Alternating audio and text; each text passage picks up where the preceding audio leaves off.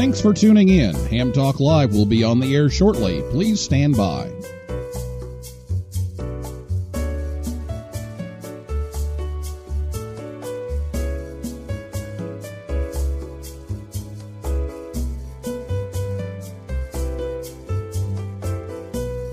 Thanks for tuning in. Ham Talk Live will be on the air shortly. Please stand by. This episode of Ham Talk Live is brought to you by Tower Electronics. For connectors, cables, and more, call 920-435-2973 or visit pl-259.com. And by ICOM. Heard it, worked it, logged it. Visit www.icomamerica.com/amateur for more information about ICOM radios. It's Ham Radio.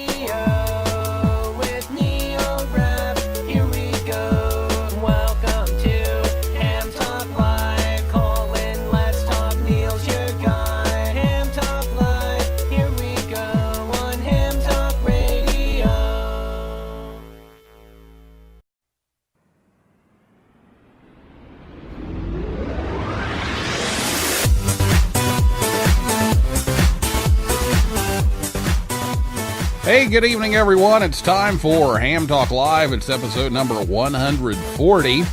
Kits for the Holidays, recorded live on Thursday, November 8th, 2018. I'm your host, Neil Rapp, WB9VPG. Thanks for tuning in to another episode of Ham Talk Live. Tonight, we're joined by Joe Eisenberg, K0NEB.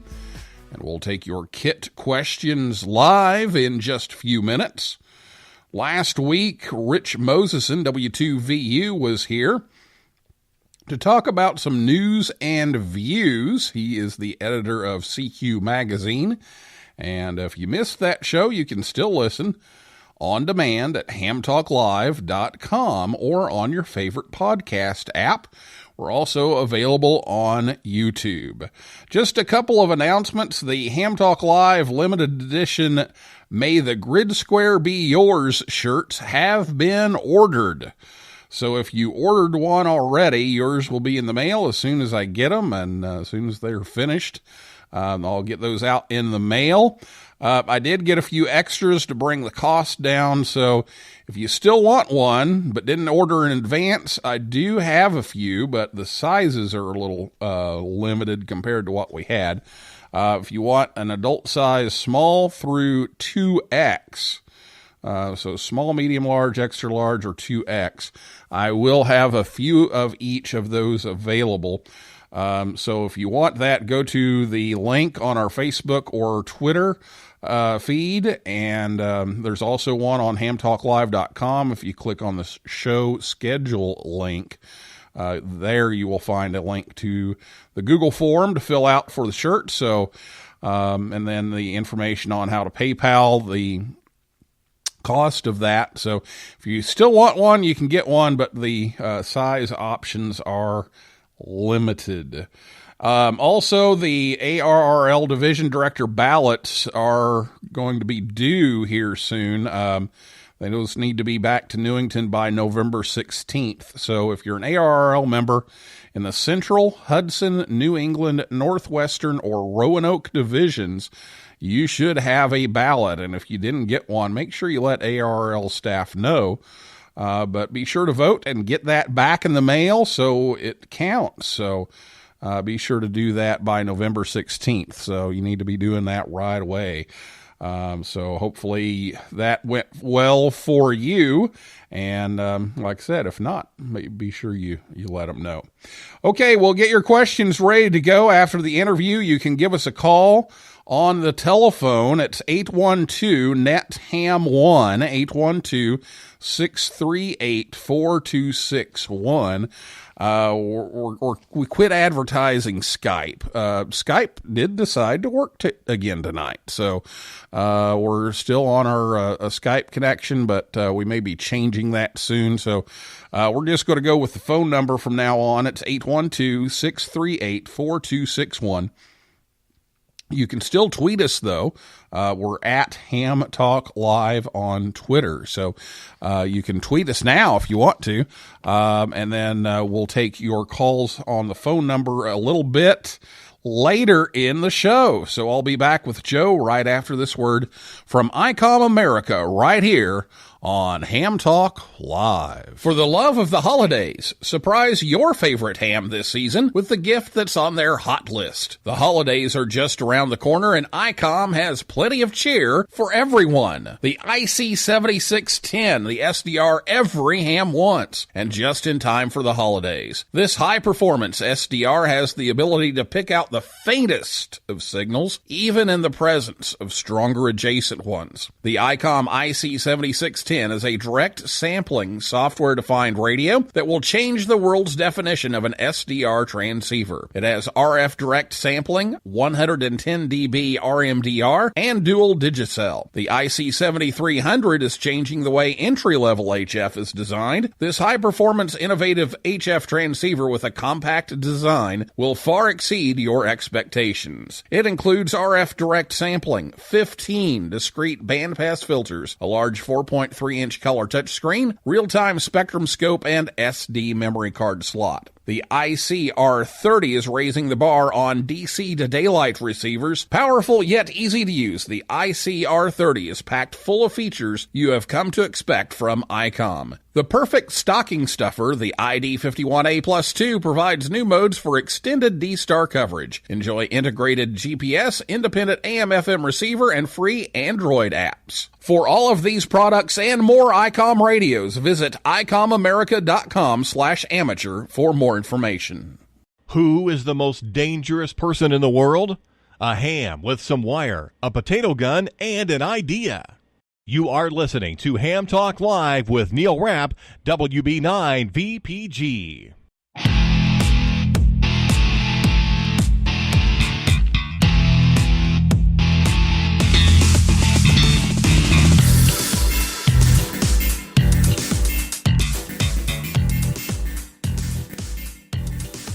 Thanks again to ICOM America for sponsoring the show tonight to help bring you Ham Talk Live each and every week right here at hamtalklive.com.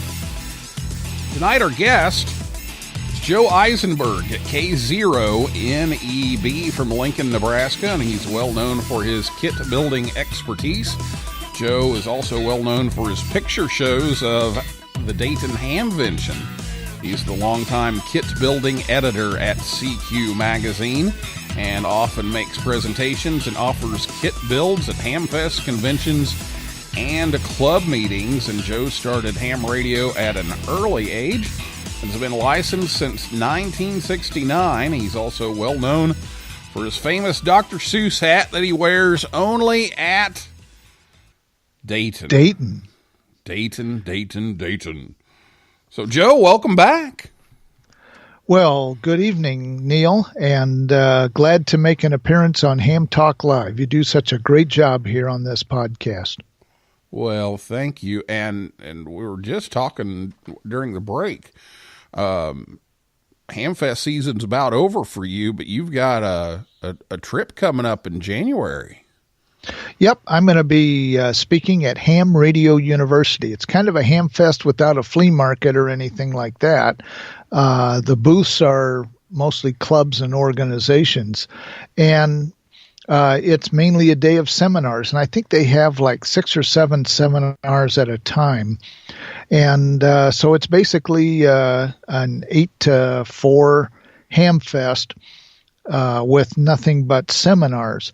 And I'll be doing my kit building techniques for success, kind of like what I do at most of the other ham fests, but I've never spoken in the New York City metro area. So I'm going to celebrate 50 years as a licensed ham the week that I go there.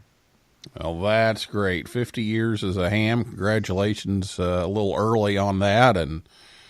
And maybe we'll get Karen Eve Murray, KD2GUT, to bring you some bagels or something from Long Island when you go. That sounds great. I'm really looking forward to seeing the big city. Well, it's a big one. It is. That's for sure. Especially for a guy from Nebraska. Yes. The Cornhusker country just isn't quite like New York City. Nope, not quite. So, well, there's been several new kits out lately. I know 4 States QRP group released a few really interesting ones recently. So tell us about these new kits here just in time for the holidays. Maybe they'll make some good gifts. Well, Neil, the first one I want to talk about is the Hilltopper. Now, the Hilltopper is available for 20 meters as well as 40 meters. And the 40-meter version just came out, so I haven't even had a chance to make that one myself. But they're really identical. If you look at them, it just says 40 instead of 20, and obviously the components are slightly different, but it's the same basic construction. Now, the neat thing about that kit is it puts out 5 watts solid of CW, so it's what we call a full gallon for QRP. Now, what's different is instead of being crystal controlled or a regular VFO, it is synthesized. And so it uses digital tuning to tune the entire band. So you can tune the entire 20 or 40 meter ham bands or even some of the shortwave broadcasts outside those. Now, what's neat about it is there are 3 knobs. One is tuning, and that knob is also a button. And when you push that down, you can change the tuning steps. And if you hold it down, it does different functions. Now, there's a function button next to that one. And that function button, if you just tap it once, it will tell you in CW what frequency you're on. So you don't need a digital display, which draws more current. There is a speed knob, which controls the speed of the internal keyer. And then there's a gain control, obviously, for the received audio. Now, the cool thing about it is, unlike a lot of kits, this kit has the case with it. Now, the case is not a separate box. What it is pieces of PC board material. Now, we use the PC board material to make a case that not only is functional, it's strong, very sturdy, and it's double shielded. Don't forget, it's a double-sided circuit board. So you have just as well shielding as if you had an aluminum case, but it's actually copper-clad board. And by following the directions carefully, it goes together really nicely. And I suggest taking some time to piece the case together before you solder the little pads that hook it together. But like I said, this kit, you just plug in your 12 volts and your antenna and your key or your paddle, and away it goes. And you get a really nice pre-printed, pre-drilled case. So you don't have to do any drilling, any labeling, or anything else. It's all marked and ready to go for you. So all you have to do is crack these little pieces of circuit board apart. And I take an emery board and I just kind of sand off the rough edges. And it only takes about 2 or 3 swipes of the emery board, and it's smooth as silk. And it goes together very nicely. All the hardware you need and the knobs and everything else all comes with this. So the Hilltopper, I think, is around $90-some, including shipping, but very well worth it. There are 2 surface mount parts on the main board, and then there is a daughter board, which has the synthesizer that has surface mount, and none of those you have to put on. So the 2 surface mount parts on the main board are already pre-mounted for you, as well as the daughter board that has the synthesizer, and that is already put together, but you do have to solder that to the main board. So no surface mount to do, although there is some surface mount parts with it. So that's the Hilltopper 20 and the Hilltopper 40. This was cool that they put the PC board parts in there for the case to get the shielding. That's exactly. Cool and so idea. the case is made out of circuit board. Now, the other kit I wanted to talk about is an oldie but goodie. This one has been around for like 4 or 5 years from the 4-state QRP group, and due to incredible demand, they have brought it back. And that is the 4S tuner. And it's a great partner for the Hilltopper kit, because you have to realize that most of these kit transceivers don't have any VSWR protection. So we have a tuner, and when you're tuning a tuner, the SWR can go higher than what it would be without it while you're doing the tuning procedures.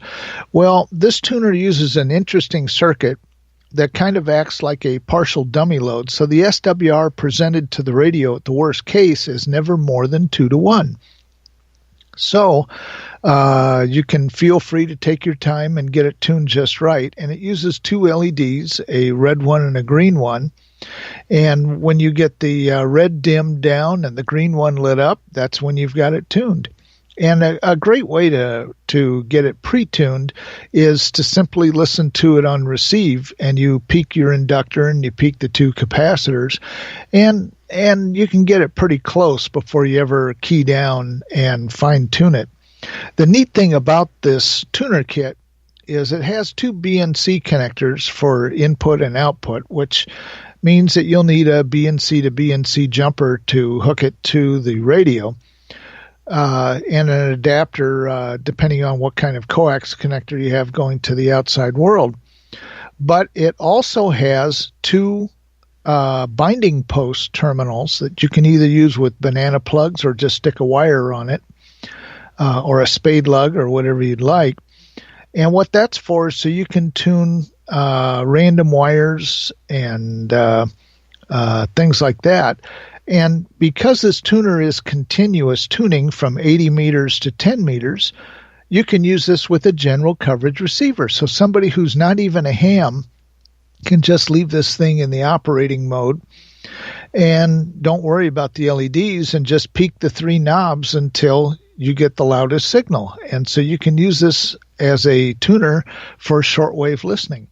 So it's a great kit. I can't remember exactly what they get for these, but the 4S tuner, the new one, is available again.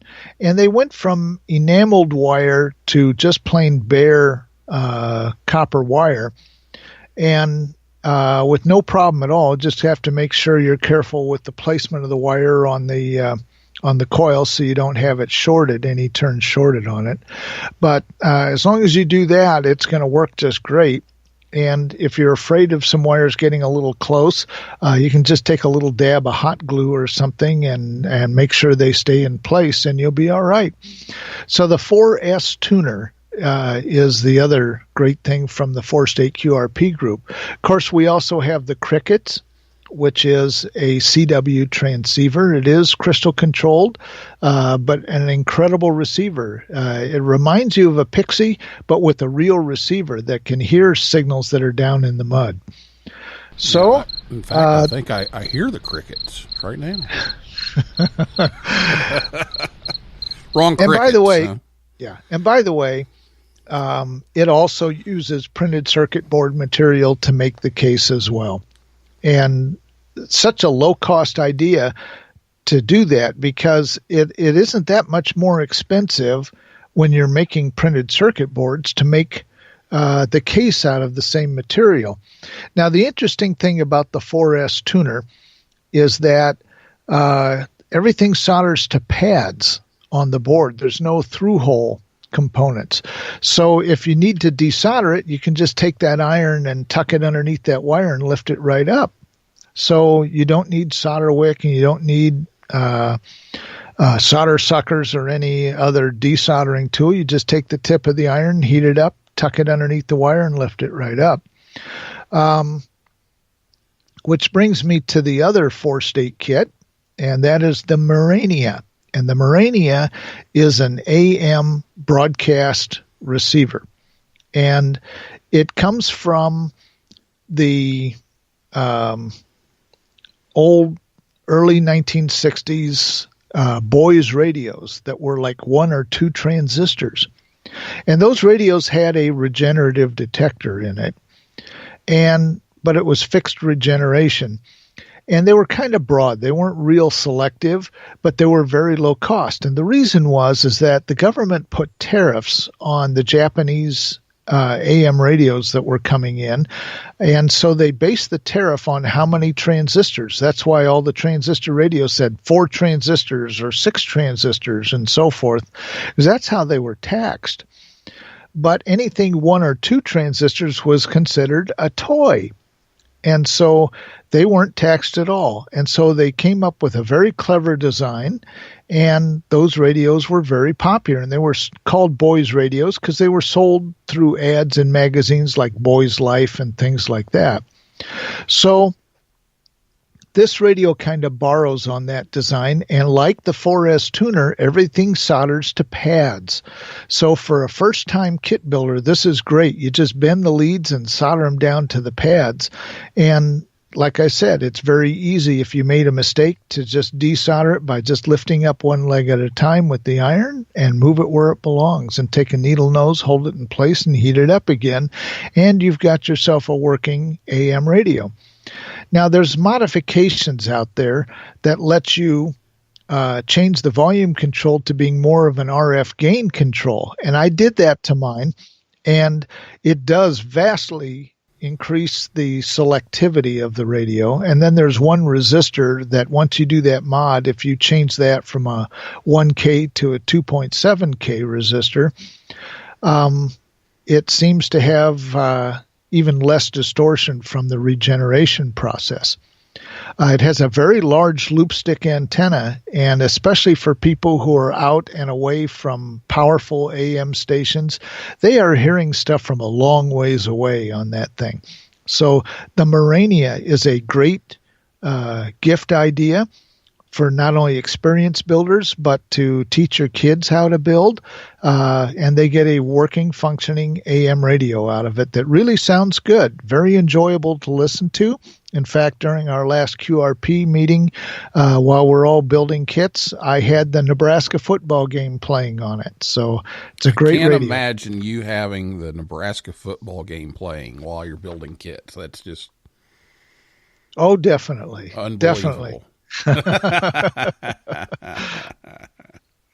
See, normally I have my favorite classic rock station on, but football days, you got to hear the game.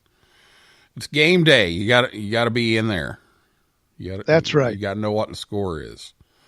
Well, those sound like some really great kits. I like the pads, to make it easier to desolder and get rid of your mistakes, and the shielding with the PC boards and everything. So it sounds like they've come up with some real winners here lately. Yes, they did. Let's see. The guy K1SWL, who did Small Wonder Labs and created the Rockmite CW transceivers that fit in an Altoids tin. He was part of the design of the Hilltopper radio. And then the other part of it was done by David Kripe, NM0S, who came up with the board layout and the case. And David is an RF design engineer for Rockwell Collins. So he's a Collins radio engineer. He also came up with the 4S tuner and the Morania and a lot of the other 4-state kits like the Crickets. And the Cricket has coils, like 3 or 4 coils on the board, and you don't wind them because the coils are spiral wound etched on the circuit board. So it's just part of the circuit board. So he's come up with some very clever designs that makes it so much easier for the builder. And the 4-State QRP group is a nonprofit organization. Any money that's made from the sale of these kits goes to offsetting the expenses for OzarkCon, which is held in Branson, Missouri every year, the first weekend in April. And we do a live kit build there. And you can get the kit, usually a kit that we're going to be selling for very low cost. there as long as you're going to build it while we're there. We had over 50 builders last year building kits. So OzarkCon starts off with a banquet and a kit build, and then we have a flea market, and we have talks all day long and lots of prizes and lots of shows to go see in Branson on Saturday night. You can go see Yakov Smirnov. Well, I wish he was there in April. He's usually there in the fall. But his theater has other stuff going on while we're there. Oh, very good. Well, are we at the end of the kits? Should we move on, or you have more? Well, let's see here. I have to mention the MicroBitX because it's become very popular. I have a fellow club member, Spencer Kelly, KE0QOY, here in Lincoln, and he built a 3D printer from a kit. And he used his 3D printer to actually print me a case for my MicroBitX. And then he most recently printed me the knobs and a microphone for it. So my MicroBitX has entirely 3D printed case. And we could get into 3D printers and talk about those for a while, but I'm not an expert on it. He's the expert, and he's been able to absolutely work wonders for me with the 3D printer. But the MicroBitX, it is a kit, but the main board is already assembled and aligned and ready to go. But you have to wire up all the controls and mount this thing into any one of a number of different cases that are popular. Using a 3D printed case is, I think, just fascinating. And when he asked me if I was building anything that needed a case, I mentioned that right away. And he says, oh, yeah, there's all sorts of case designs online for those. And it's a free file you download from Thingiverse. And he printed it. Now, it took about 5 hours for each of the three main parts of the case for him to print it. But they came out absolutely beautiful. It is a black case, and then he printed me the two white knobs, and he printed me the microphone shell. And the parts inside that shell, the switch for push-to-talk and the mic element, are with the kit. So all I had to supply was a stereo audio cable, which is the same cable that you use to plug in your PC speakers or things like that. And because I work in IT, I end up with lots of those cables. So I just cut the end off, stripped out the three wires, and connected it all up to the mic and the switch. And then fed that through the little hole in the mic. And then the end that had the ferrite choke on that, I put next to the radio. So I have a mic that already is choked and stuff, and it's already shielded. So we shouldn't be getting any stray noise down the mic line. That's always a good thing, because it happens. So that's always a good thing. All right. Well, we're going to take a break here, and we're going to come back. We're going to talk about some other gift ideas for the kit builder, and some things that might help you with your kit. So we'll talk about that when we come back. So I'll be back with Joe right after this word from Tower Electronics right here on Ham Talk Live. Hey, honey, have you seen the PL259s anywhere? No, I haven't. Come on, kids, let's go. There's just one place to go for all of your connector needs. Tower Electronics. Tower Electronics. Tower Electronics. A giant warehouse of connectors and adapters for every occasion. Thousands to choose from in every shape, size, and color. And they have antennas, soldering supplies, cables, meters, and more. Where do you go if you want to buy a connector at a fraction of retail cost? Tower Electronics. Tower Electronics. Tower Electronics. And this weekend only, take advantage of our special liquidation sale. Buy 9 solder-type PL259s, get the 10th one for just 1 penny. They make great Christmas presents. And what better way to say I love you than with the gift of a PL259? Tower Electronics. Tower Electronics. Tower Electronics. Hi, I'm Scott Cole, KB9AMM, president of Tower Electronics. I like the company so much that I bought it. Tower Electronics, coming to a Hamfest near you or online at pl-259.com. And we're in the yellow pages under Amateur Radio Connectors. My, wherever did you get that lovely PL259? Tower Electronics, pl-259.com or call 920-435-2973. Do we sell PL259 connectors? Join the conversation. Give us a call at 812-NET-HAM1. That's 812-638-4261. Now, here's more Ham Talk Live.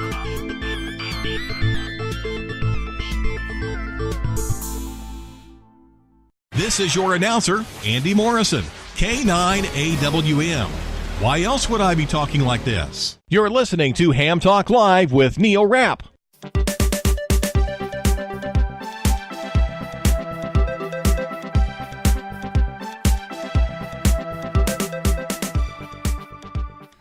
Tower Electronics will be in Montgomery, Alabama this weekend, the 9th and 10th. Then they'll be up my way, and then north a little bit, Fort Wayne, Indiana, November 17th and 18th, and then Ocala, Florida, November 30th and December 1st, and then Plant City, Florida, that's not too far from Tampa, December 7th and 8th, and you can visit them anytime at pl-259.com, and they're a great place to get a lot of these cables and parts and soldering supplies and all this stuff for these kits we're talking about, right, Joe? You bet. And by the way, Scott and Jill from Tower Electronics have all the plugs, jacks, and connectors and things that you need to work with your kits. And so I highly recommend them. They have all the adapters and the plugs and everything that you need to finish your kits.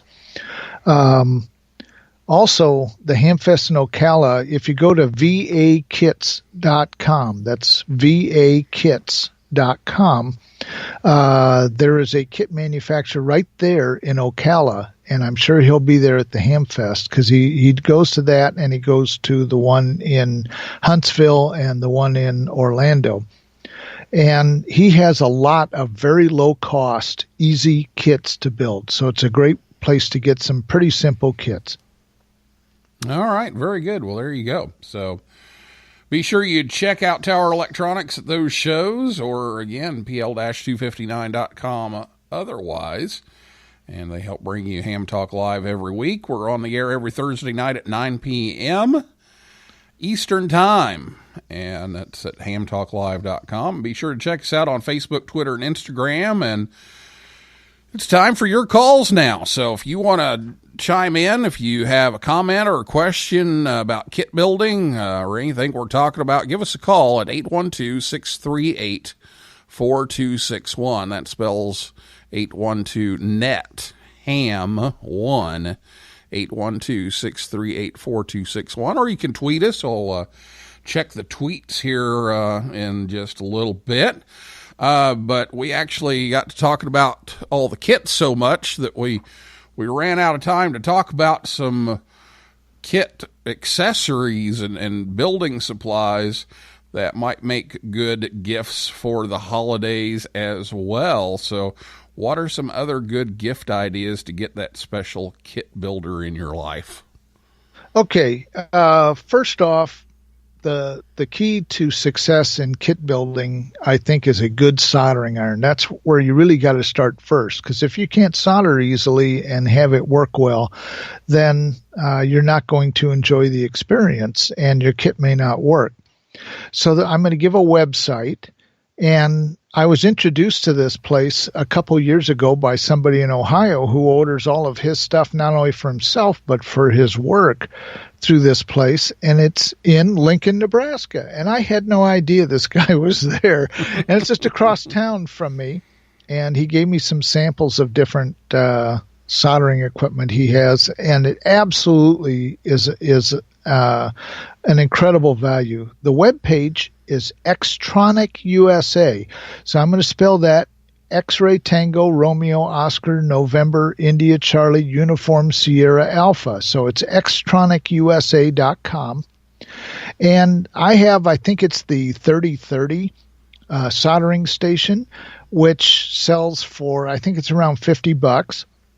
And it is digital temperature controlled.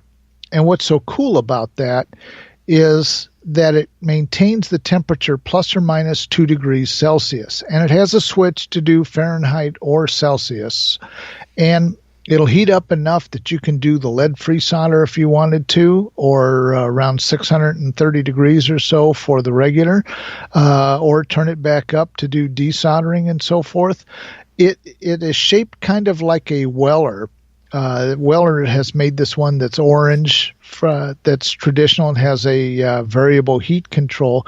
But that variable heat control on the Weller, on that particular one that sells for around $40, is not thermostatically controlled. This is, and this is digitally thermostatically controlled. So it's going to maintain that temperature. So when you put that tip down on the connection and you've got something drawing that heat away, it's going to allow more current to flow into that tip and get it warmer. It has 2 different tip cleaners. One's a sponge and one is a brass, kind of a brass ball thing that has some flux underneath it. So if you push the tip down into there, you can clean the tip with the flux and brush it off with the brass. And you can also wipe it off with the sponge. So, of course, it has a tip holder or a handpiece holder, and it also has a solder roll holder so that your roll of solder doesn't become a cat toy. And with 2 cats around the house here, the solder would just end up going down the hall. So the solder roll holder keeps it out of the way. And so it's quite a bargain for the $50 range, and you can order it through Amazon. And if you've got Amazon Prime, of course, you get 2-day free shipping. And I think during the holiday season now, anything over like $35 or something from Amazon, they ship it free. And so this is the time to take advantage of that. They also have hot tweezers, and they have soldering stations that have lab-type bench power supplies built into them. They have rework stations, hot tweezers, so that you can pick up or replace surface mount parts.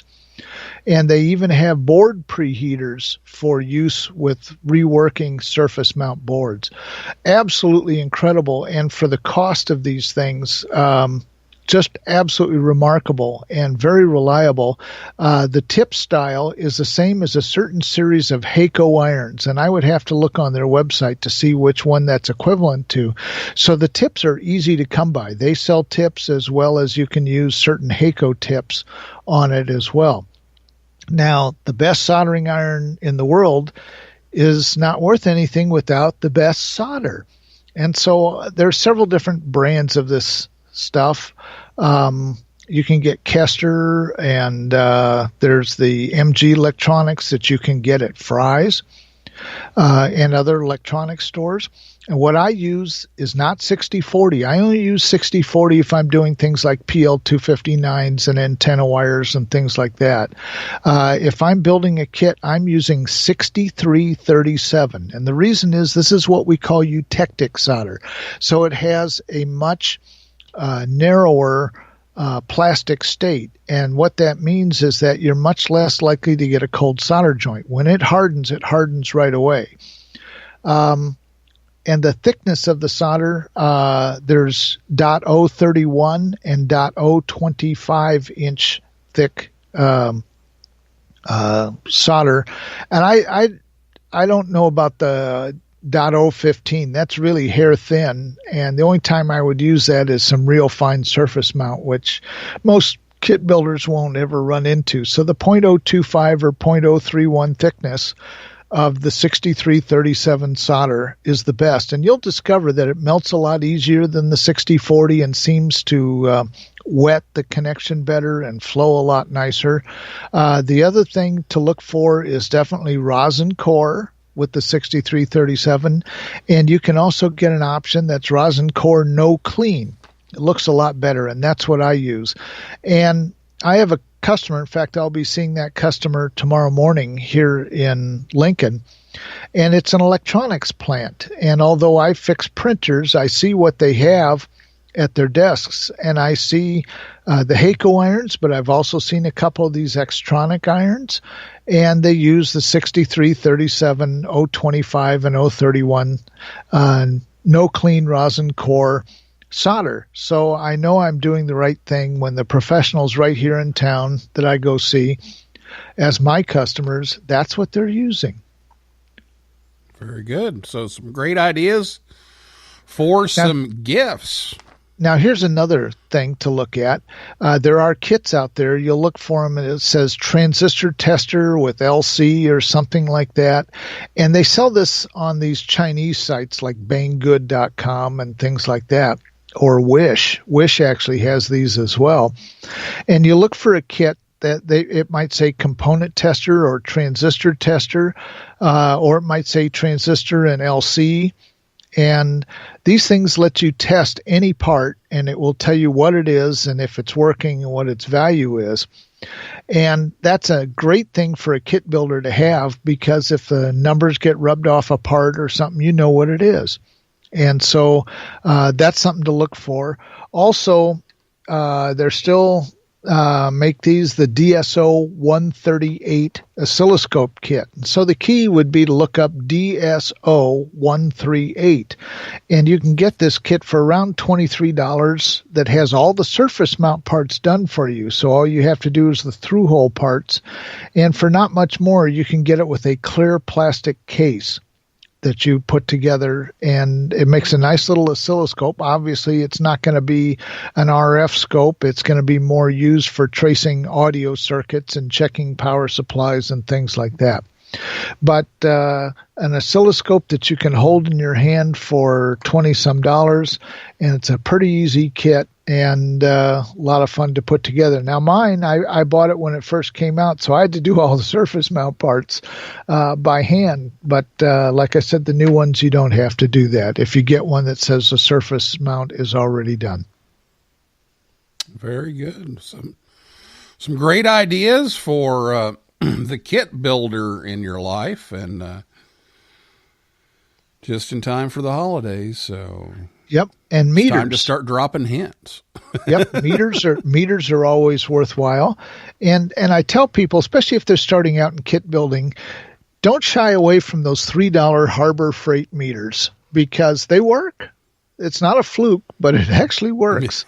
And they're great for a first-time kit builder. And like I said, reasonably accurate enough that very few kits would I ever really need a fluke meter, although that's what I have.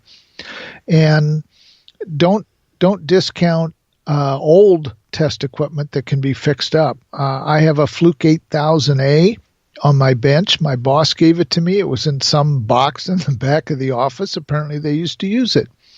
And but you turn it on and it just drifts up and down. And there are people out there that fix those up. And that is now my bench meter, is a early 80s vintage Fluke desktop meter, and it's just darn accurate. It is actually certified. Well, there you go. And the nice thing about those little $3 meters, if you blow one up, yeah, it costs more. It costs almost as much for the 9-volt battery that you put in it. So you just go to Harbor Freight and get another one. Yeah, you don't have to worry if you blow it up. Although we don't advise trying to blow them up. No, definitely don't put it in the ohms range and plug it in the wall socket. Yeah, exactly. Well, let's beg for calls here for a minute. 812-638-4261.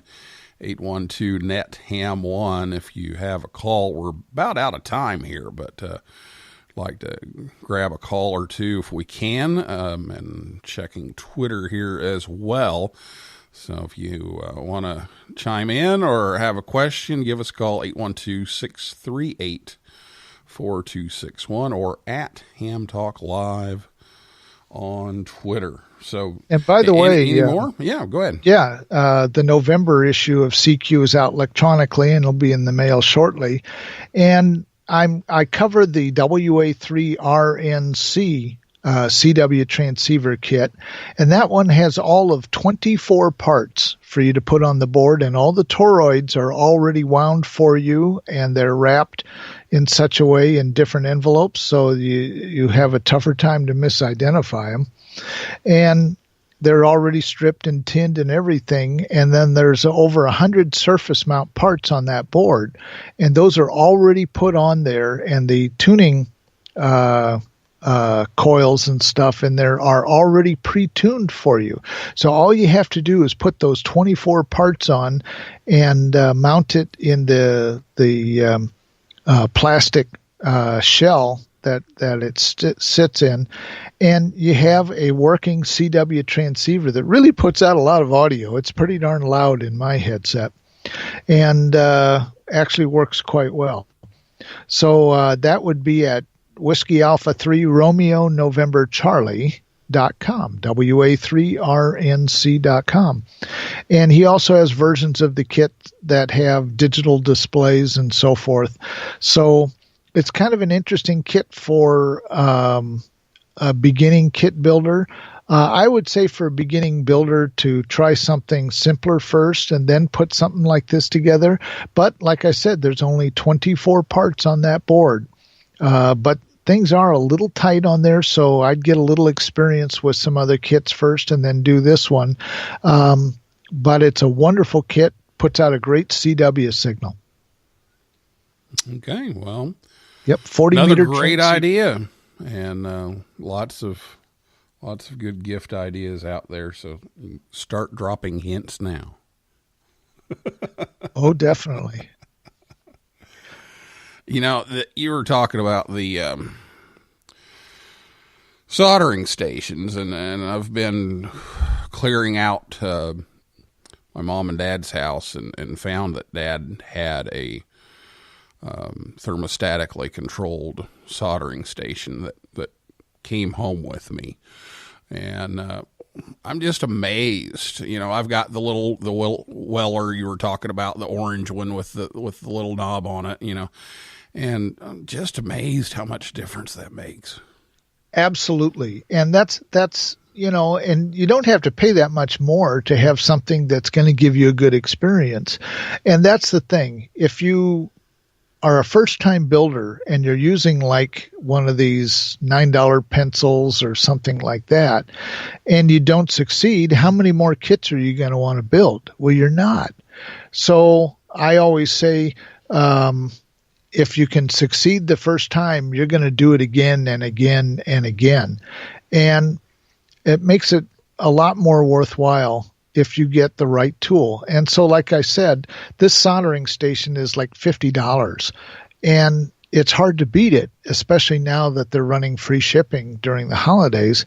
And it gives you a much better chance of having success when you put together your kit. And there's different factors involved. You have the fact that you're doing it at the right temperature. So if you're at too low a temperature, you'll get cold solder. If it's too hot, you'll boil off the flux, and so it won't stick correctly. It matches the solder that you're using and doesn't overheat the component, so you don't get component damage that you might from a pencil iron that's not regulated and gets too hot, and then it doesn't heat up enough when it's under demand. While this soldering station does all that for you. You just turn the knob, set it, and forget it. And if you leave that thing in the holder and don't use it for a while, guess what it does? It goes into sleep mode. So it drops it down to about half heat so that it doesn't bake off the coating on the end of the tip. And then as soon as you pick it up out of the holder, it senses that and it goes back up. Absolutely a smart iron for around $50. Yeah, that's a great deal. And I like that. I like the sleep mode idea. That's pretty cool. Don't have that one. So, Well, Joe, we're already overtime, so I'm not going to hold you any longer. But thanks for coming on the show as always, and we look forward to next time you're on, and enjoy the trip to the Big Apple and 50 years in ham radio at the same time. Yep, I really look forward to it. As long as the weather is good, we'll make it. Yeah, that sounds like a cool trip and a cool way to celebrate. So enjoy, and we'll catch you next time. 73s, Neil. All right, 7-3. That is a wrap for this week's edition of Ham Talk Live. Thanks to my guest, Joe Eisenberg, K0NEB, and everybody out there in cyberspace for listening in. And come back next Thursday night at 9 p.m. Eastern Time. Michael Cawley, W4MCA, the chairman of the Orlando Hamcation, will be here, and he has a big announcement to make on the show, he tells me. So we'll have to tune in for that. I don't know what it is, but got an idea, but I'm guessing. So come back next week and hear a little bit about Orlando Hamcation and Michael's announcement by listening 9 p.m. Thursday night Eastern Time at hamtalklive.com. And if you like the show, please leave us a review on iTunes if you would, or wherever you listen. That helps other people find us faster, so we'd appreciate it if you would do that. So for now, this is Neil Rapp, WB9VPG, saying 7-3, 7-5, and may the good DX be yours.